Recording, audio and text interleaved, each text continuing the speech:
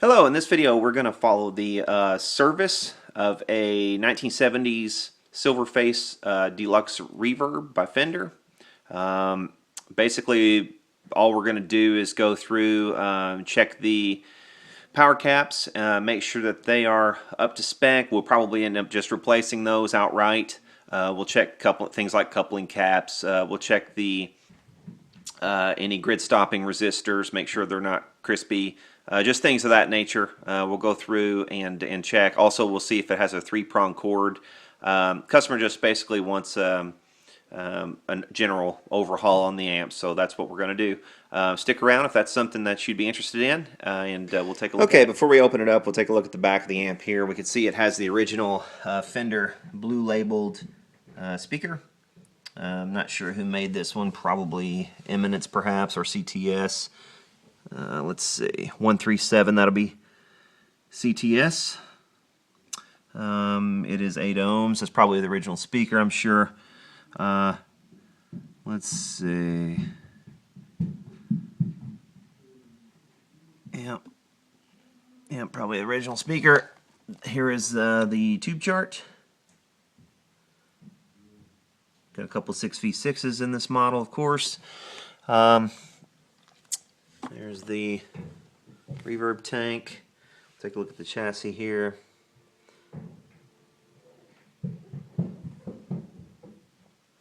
Everything looks really clean. Let's see, this thing was already on. Let's just put that. But yeah, we'll take a look. There's our UL sticker. We'll take a look at the inside. This has got the already has a 3-prong cord, so we won't have to worry about that. That's the original one. By the late 70s, they were putting these on, so you usually don't have to worry about the later 70s ones having a 3-prong. This is a replacement foot switch, but it's a Fender one. So yeah, let's crack it open. One other quick note before we move along. You see this this jack here that says boost pedal. That's because this model by the late 70s had, and maybe even some of the earlier ones from the earlier 70s, had a boost, a push-pull boost on the second channel. If I flip the amp around here to the face plate, you'll see right here it says pull for boost on this volume on the vibrato channel. If you just pull this out, you got a boost. So that's also foot switchable. So that's something that's unique to these later model Silverfaces that you don't find with the earlier blackface ones. So yeah, just a quick note on that. That's kind of cool. And we'll move along and check out the guts. Before we remove the doghouse for the electrolytic caps, let's take a look at the bottom and see what transformers we have, if they're all original or not. Let's see, this one here is, let's see, 827, so that's 1978, 27th week, so that's probably right. Let's see, 924, that's 1979, this is 1979, so these all look, that's a 606, 606, and not sure on the manufacturer, where, there we go, 606 right there, and actually that looks like the date code underneath there, perhaps not there. Either way, 606. These are all the original transformers, so that's kind of what you like to see. RCA 6v6s, and both of those they look like they're matched, and those might even be possibly factory. I don't see a code on them. They might even be factory. I kind of expected to see something a little newer back here, since we had looked like a rebias, but maybe somebody just went and rebiased it. This is the version of this amp with a 5U4 rectifier. If we wanted to put a little less stress on the 5-volt winding, we could go to a GZ34. It's going to pump up some of the it's going to pump up the voltages throughout the amplifier, but probably not enough to cause any alarming problems. And we could actually come in, and if we did go that route and do a GZ34, we could rebias our output tubes to accommodate for that, and these tubes would all be fine, I'm sure. We did miss one little transformer here, and that's 606 922. So yeah, these are all 1979. Let's see what kind of tubes we have going on here. These are rubies. You know, I don't mind rubies. I've had pretty good luck in the past with rubies, especially their power tubes. They make a pretty good 6L6, but I'm not so sure about putting a Chinese ruby right in the front of your nice vintage Fender Deluxe. I'm not sure if I'd put that in V1. Let's see what else we have here. That's a ruby also. It looks like somebody went through and serviced this and did a yank job on all the good RCA tubes, which is unfortunate. A lot of times what happens is guys get suckered into replacing all their tubes. If you take it to some techs, they'll say, oh, you know, replace all your tubes, but they don't necessarily need to be replaced. This is a big issue with Fenders, especially because here's the thing with Fenders. Throughout the 70s, 60s and 70s, they were using high quality RCA 7025s, 12AX7s, and 12AT7s, and so forth in their amplifiers, and also in their output. They were using black plate RCAs and the nice smoke bottle gray plate RCAs and all that sort of thing. And if you take your amps to some techs, you know, and there is a tendency for them to say, oh, you know, let's go just. The customer may even take it to the tech and just say, hey, do your worst to this amp. And the worst sometimes means pulling out all the old RCA tubes, replacing them with some cheaper Chinese rubies. And, you know, the tech may even say, oh, I'll give you a little bit off of my bill, you know, to keep these old RCAs. And those old RCAs probably would have lasted the customer the rest of their natural lives, to be quite honest. And this is something you see pretty often, so that's something to look out for. Just, you know, if you're gonna have your amp worked on, just make sure you know what tubes are in it when you take it to get it worked on, and see what tubes are in it when you get it back. And you know, if there's no reason to replace a tube, don't do it. If it's not bad, just leave it alone. So anyway, another lecture over with. At least we see some decent RCA output tubes, but I'm going to recommend to the customer, at least he comes in here for the first two positions and gets some decent RCAs in here. I've got some, I think, in my stash that I could put in here and make this a little sweeter on the front end. Okay, we're back with this Deluxe Reverb, and have all the new caps installed under the doghouse. These caps are sold through CE distribution, and despite all of the hype regarding expensive caps from companies like Sprague, I tend to stick with these. Reason being, these 450 volt ones especially seem to do a pretty good job. I've never had one fail on me. I've been using them for a while now. Until the day that I do have one fail on me, I'm probably going to stick with them because they are a fraction of the cost of the Spragues, and they do the exact same job of the Spragues.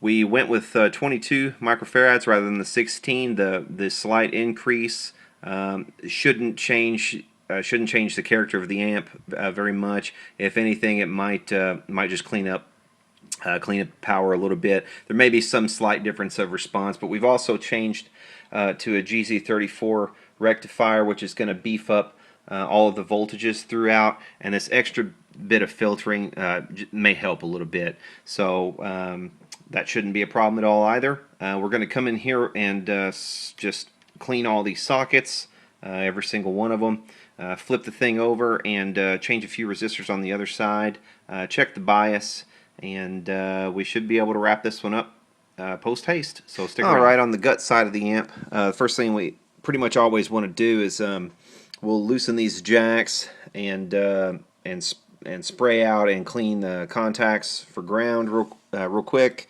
We'll also come in here with a bit of very fine sandpaper and clean out the grounding contacts. We'll also spray some cleaner in here to clean off the tip of the jack and also the ground. What I usually do is this. I have a little little brush, and I always run it through, and then come in here and spray a little bit of contact cleaner up in here with the brush in it, and then we will move the brush, and it's going to spread all the contact cleaner both inside on the ground portion and on the tip portion of that contact. So that's going to clean that out pretty well inside. You run that through a few times and that'll get it for the most part. So we won't have to worry about that not being clean anymore. So we'll do that for all of the jacks, including the ones on the back of the amp.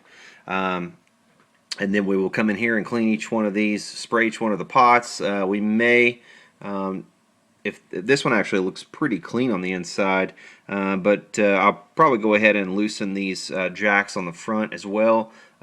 Just loosen the pot and spray some contact cleaner on both sides, make sure they're getting good ground. So basically just to clean the contacts. But yeah, so once we've cleaned all these pots and all these jacks and everything thoroughly, and then we can come in here and we'll probably also replace a couple of these components in the bias section over here. Definitely replace the bias cap. Okay, we've gotten all the pots and the jacks and everything cleaned. I've also come over here and sprayed out the bias pot, cleaned it. Came in here and replaced the bias cap as well.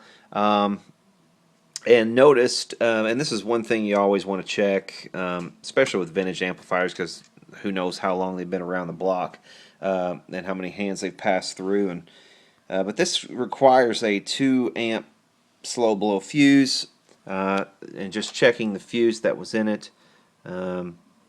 This one is a 4 amp fuse. It's okay to go under the 2 amps, but it's not okay to go over. If you go over, you're asking for trouble.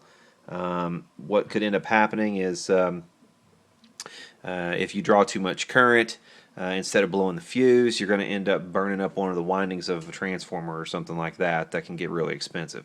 I mean, 50-cent fuse versus $150 transformer, yeah, you take your pick. Okay, I have this amp open here, and obviously this is a fixed bias amplifier, meaning it shouldn't have any cathode resistors to ground. But if we look here at the cathodes, here's pin 8 over here, and we do have a resistor to ground. It's actually attaching to the old ground wire in each of these cases. So we've had someone come in here not only replace all of these capacitors and put these orange drops in here at some point. All of these were probably at one time these blue capacitors like this one. In fact, I would almost guarantee they were. But someone's come in and replaced all of those, and they've also replaced these resistors, or they've not replaced, but they've added these resistors, these cathode resistors, to bias these output tubes. And essentially what they've done is decreased headroom overall, probably. Maybe in an effort to try to get the amp to break up earlier, maybe. But I'm going to put this back to stock and make this a fixed bias amp once more. And we'll just bias this amp like it's supposed to be biased with our bias pot. But yeah, I just wanted to point that out. This is supposed to be a fixed bias amp. Someone's converted this to cathode bias, so we're going to put that back. The thing we can clearly see in this amp where it's been hacked is these little capacitors. It looks like a 0.002 going from the cathode to pin 5. Pin 5 on a 6v6 is actually grid 1, so we've got something weird going on. We got these little caps going from the grid 0.002 down to, well, what used to be the cathode, but now it's cathode and ground together. We've got the same thing happening over here. That's definitely not stock in either case. In addition, we have also from this position, which is, let's see, this is pin 6 over to pin 4, we have this. We have a resistor here that looks like it's been tacked in. Pin 6 to pin 4. I've got the same thing over here as well, and that's definitely not stock. So I'm not sure what's going on with that, but we've got some things to look into here, figure out what they were trying to do, and I mean, at this point I really don't even care what they were trying to do. I'm just trying to put this thing back to stock and make it correct. So let's investigate what's going on here and what we need to do to change this wiring and put it back to stock like it belongs. Okay, yeah, these resistors that I just mentioned, these are actually the resistors going to grid 2. So they're supposed to be these 471 watt resistors going to grid 2 of the 6v6, and then to this node here. But one of these is measuring about 500, and the other's measuring out at about 688 or so. So I'm actually going to come in here and replace these with some metal film resistors, and those will be much better. Okay, we've rewired these output sockets. We've added the correct resistors here and over here. We've removed the little caps that were on that were going from the grids to ground. We have our GZ34 rectifier installed. We've tested and adjusted the bias with the bias pot to what the schematic calls for, which is negative 35 volts. Got a little bit of hum at first, but I tracked it down to one of the RCA tubes that I had put in was actually bad, so I didn't realize that. So I've stuck another vintage RCA 7025 in there. Everything seems pretty quiet, and we're ready to do a sound test. Alright, we've been burning this thing in for about the last half hour or 45 minutes, and nothing's happened, no smoke has come out, so we're pretty confident we're ready for a test. Right now we're testing the vibrato channel, and we're just going to go through and test all the functions, make sure everything works like it should. They're the reverb. Reverb works. Foot switch for the reverb works. Vibrato obviously is working as well. And the speed.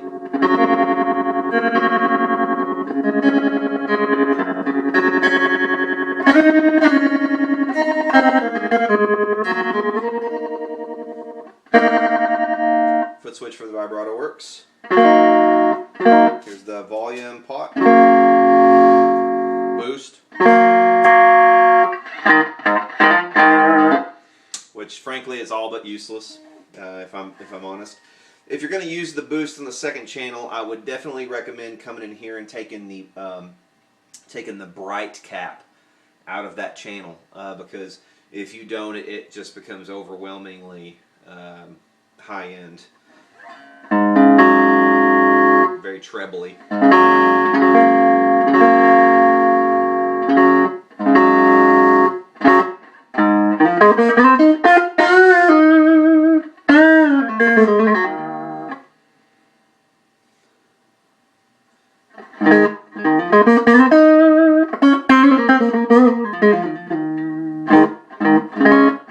So that's the vibrato channel. Here's the normal channel. I think I like the tone of the normal channel on these a little better, and it's probably solely because of that bright cap. It's just got a fuller tone.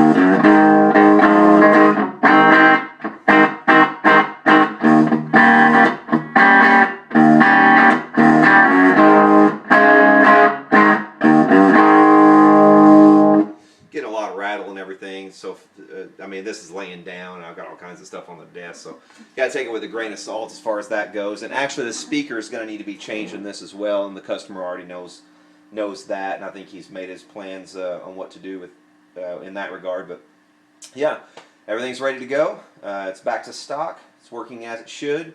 Bias is all set. So I think we can pretty much button this one up and call it a day.